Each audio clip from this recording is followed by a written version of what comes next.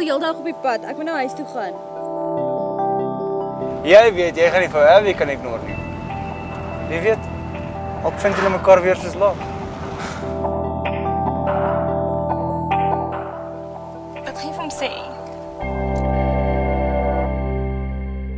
Niks. As enigiemand iets gaan sê, gaan dit hy wees, nie ek.